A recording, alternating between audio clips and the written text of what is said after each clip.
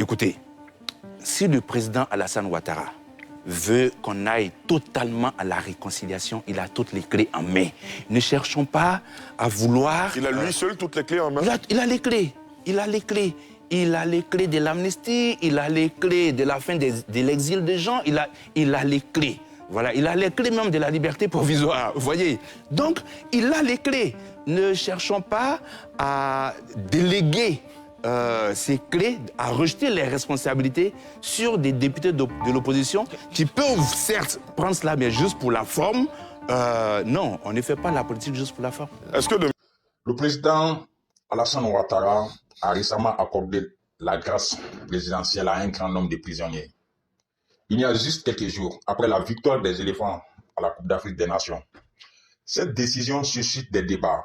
Est-ce vraiment un acte de réconciliation ou simplement un divertissement politique?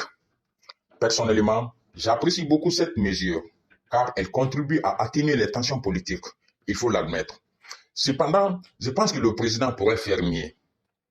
Après tout, mes amis, il détient la clé de nombreux enjeux. Je vous invite à suivre attentivement ces débats. Écoutez, si le président Alassane Ouattara veut qu'on aille totalement à la réconciliation, il a toutes les clés en main. Ne cherchons pas à vouloir... Il a lui seul toutes les clés en main? Il a les clés. Il a les clés. Il a les clés de l'amnistie, il a les clés de la fin de l'exil des gens, il a les clés. Voilà, il a les clés même de la liberté provisoire, vous voyez. Donc, il a les clés. Ne cherchons pas à déléguer ces clés, à rejeter les responsabilités sur des députés de l'opposition qui peuvent certes prendre cela, mais juste pour la forme. Non, on ne fait pas la politique juste pour la forme. Est-ce que de mémoire de journaliste, les députés ont déjà initié une telle action en vue de susciter une amnistie pour des personnalités et cela est arrivé au bout du compte ou pas du tout? C'est une question là, le député Méambli, je crois, en 2000... toutes les initiatives dans ce sens n'ont pas abouti même à une programmation. Ouais. D'accord. La précision en détail. Je reviendrai à vous, Arthur Manga. Je commence par Geoffroy Julien Coré, ensuite ce sera vous. Oui. Geoffroy, allez-y. Oui, la discussion est intéressante, en ce sens qu'elle est contradictoire, et j'aime le débat contradictoire. C'est mon dada, ça.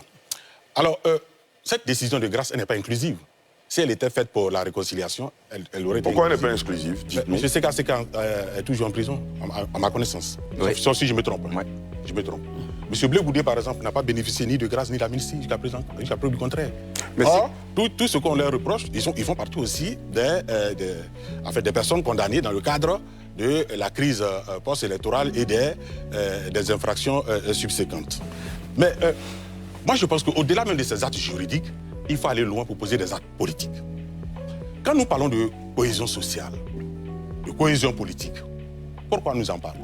Parce qu'il y a eu fracture politique. Il y a eu fracture politique. Pourquoi il y a eu fracture politique? Parce qu'il y a toujours eu en Côte d'Ivoire un problème électoral. C'est la question électorale, précisément la question de l'élection présidentielle qui entraîne toujours la fracture politique. 95, 2000, 2010, 2020. Vous vous souvenez?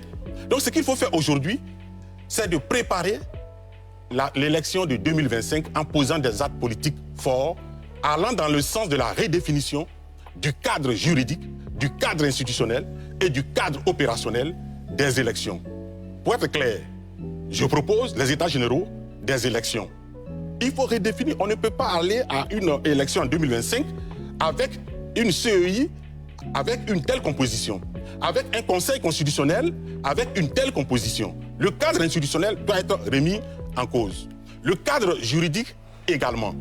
Vous croyez? Et donc, c'est maintenant qu'il faut préparer ces élections, parce que je le rappelle, le problème de la Côte d'Ivoire, c'est l'élection présidentielle, parce que nous n'avons pas de démocrates. Nous sommes dans une démocratie sans démocrates, c'est-à-dire des gens qui ne croient pas à la possibilité d'accéder au pouvoir par les élections, d'exercer le pouvoir et de conserver par les élections, et de la dévolution du pouvoir par des élections. Et donc, évidemment, le jeu électoral devient, n'est-ce pas, un outil de combat politique. Donc, le véritable acte à poser, c'est vrai, on salue tout ceci, mais c'est de poser des actes, réfléchir dès maintenant sur l'élection de 2025.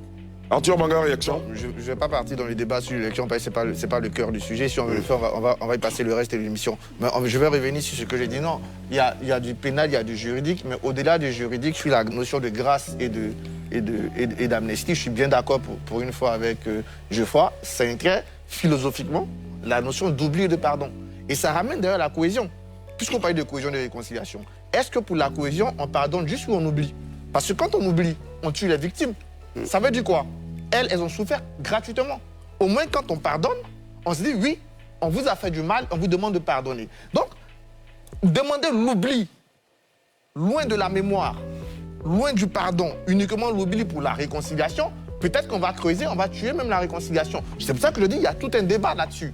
Maintenant, je reviens sur ma proposition. On ne peut pas donner les clés de la Côte d'Ivoire à un seul bonhomme. Fut-il tous les pouvoirs concentrés en sa main.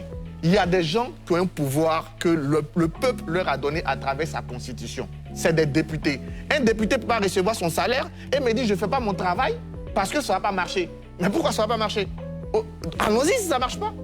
Au lieu à chaque fois demander au président de la République le seul de demander de l'amnistie, il y a des gens qui sont payés par mois pour faire des propositions de loi, qu'ils en fassent.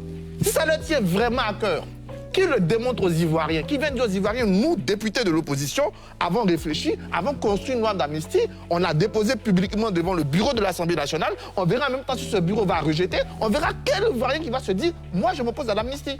En ce moment, ça sera clair devant tout le monde. Au lieu de toujours tout mettre sur l'Assemblée nationale, les Sénégalais n'ont pas tout mis ça, on va venir à ça. Ils ont eu des institutions qui ont pris la responsabilité. On ne peut pas tout confier à l'Assemblée nationale.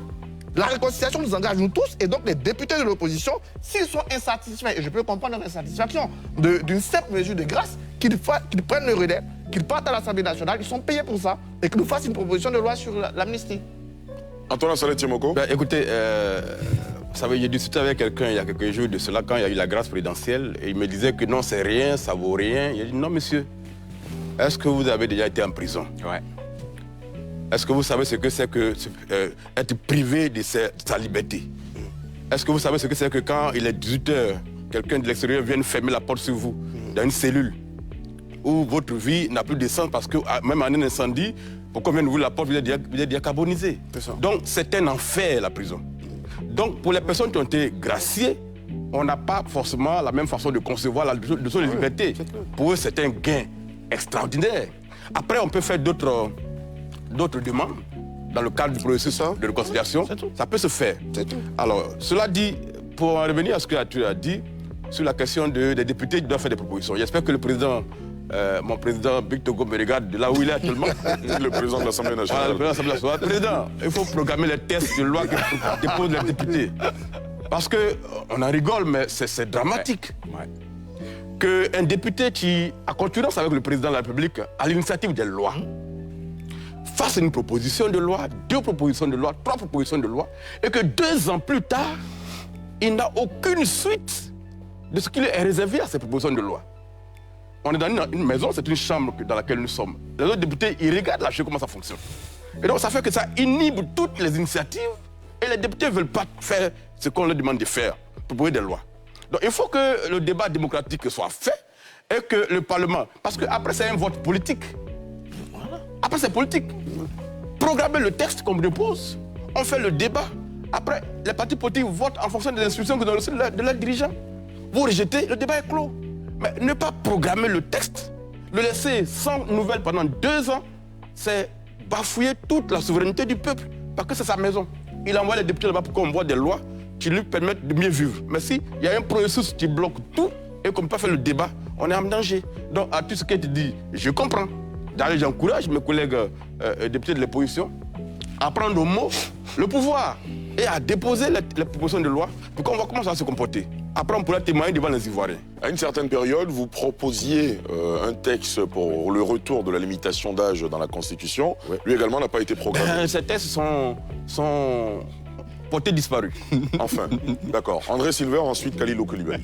En fait, ce que Arthur propose, c'est demander à un professeur d'université de continuer à aller donner des cours dans un amphi vide. Voilà. Non, les députés de l'opposition font des propositions qui ne sont même pas programmées, et puis on dit non, continuez quand même à le faire. Bref, regardez un peu la réaction des GPS. Je pense que il y a des négociations entre le pouvoir et le président de GPS, donc Guillaume Soro. Quand les dernières déclarations enflammées de Guillaume Soro remontent au début de l'année, pendant la présentation des vœux pour le début de l'année. Et puis depuis lors, on n'a plus... il est resté quelque peu silencieux. Bon, on l'a vu intervenir le jour de l'ouverture de la CAN. Et puis, depuis le jeudi, c'est seulement aujourd'hui que GPS a réagi. Je pense qu'il y a des négociations pour sans doute son retour en Côte d'Ivoire. Mais je pense aussi qu'il n'est pas exclu qu'il y ait des rapprochements entre Guillaume Soro ou bien même accessoirement GPS et le RHDP. Je pense que ce n'est pas exclu. D'accord, très bien. Khalilou, vous voulez réagir tout à l'heure? Oui, c'est tout ça. Pas de course, ce sont les dernières interventions sur ce sujet. On doit passer au second. Allez-y. Tout ça participe du jeu politique. Hein. Les alliances, on les défait, on les refait, puis on fait ce qu'on veut, etc. Mais par contre, je voudrais réagir sur un point de Geoffroy où il a parlé de CKCK. Je ne pense pas que CKCK ait été condamné pour les... Hein? Il y a des problèmes de santé. Voilà. Vous avez des informations là-dessus? Allez-y rapidement. Allez-y. Non, apparemment, il a des problèmes de santé qu'on veut résoudre d'abord avant... Tu ne mérites pas qu'il soit libéré. Des problèmes mentaux, de santé mentale, c'est ce que j'ai pu entendre. Très bien. Khalilou? Voilà, alors donc c'était pour dire à M. Geoffroy que CKCK a été condamné pour des crimes de guerre et non dans la crise post-électorale. C'est pas ça? Non. Non. Je crois que c'est l'escadron de la mort, attention. Non. Alors, on va... Non, découvrir ces crimes de guerre. Vous avez terminé, monsieur? Rapidement. Rapidement, oui. Vous voulez à l'anecdote d'entrée. Quand je cours, je viens. Même quand il n'y a pas d'étudiants, je viens. Et je fais mon rapport pour dire qu'il n'y a pas d'étudiants. Tu donnes le cours? Non, je viens. Mais je fais mon travail. Mon travail, c'est de venir. Je viens, je fais mon rapport pour dire qu'il n'y a pas d'étudiants. Non, ce que tu demandes, c'est donner le cours. Non, il ne donne pas le cours. Son travail, c'est de faire des propositions de loi. Il fait ses propositions de loi. Si ça ne marche pas, il prend le peuple.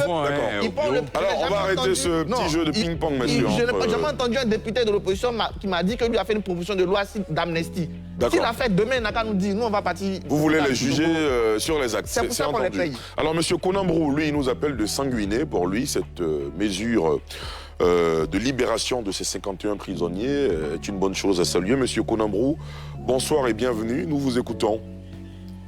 Ouais, bonsoir, chers tous.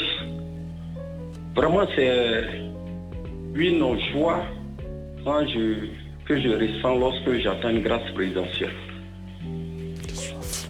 Une prison, c'est vraiment être privé de tout, comme M. Assalé l'a dit. Je pense que c'est un pas vers une réconciliation. Vraiment, c'est un pas vers une réconciliation. Moi qui ne suis pas membre des familles des incarcérés, je suis vraiment en joie.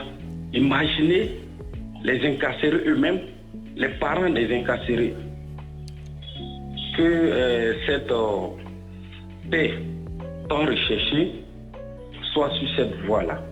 Parlant de propositions de loi, les députés peuvent s'être faits, mais c'est la majorité qui va emporter.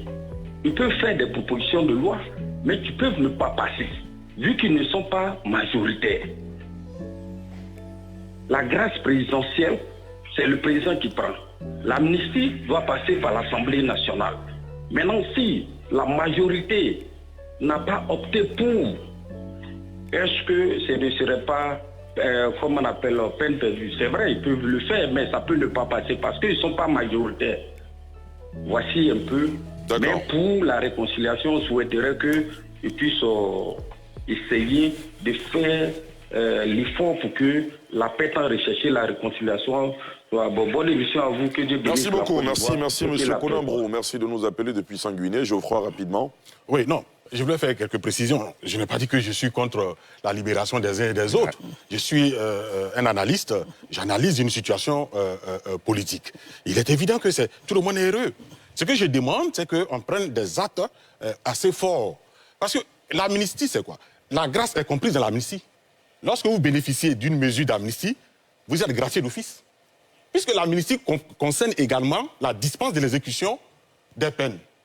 Donc, je ne sais pas. Oui, voilà, le problème, c'est du droit. Attendez, nous sommes en droit. On peut parler de droit. D'accord. Le droit, c'est l'affaire d'abord des juges. Alors, on vous a entendu tous largement sur ce sujet. Professeur Rapali, vous voulez faire une... Non, je pense que ça va. D'accord, très bien. Oui, La décision du président Alassane Ouattara de classer un grand nombre de prisonniers est un geste significatif. Il faut l'admettre. Qu'il soit pro ou pas. Qu'il s'agisse d'un acte de réconciliation ou d'un simple divertissement politique.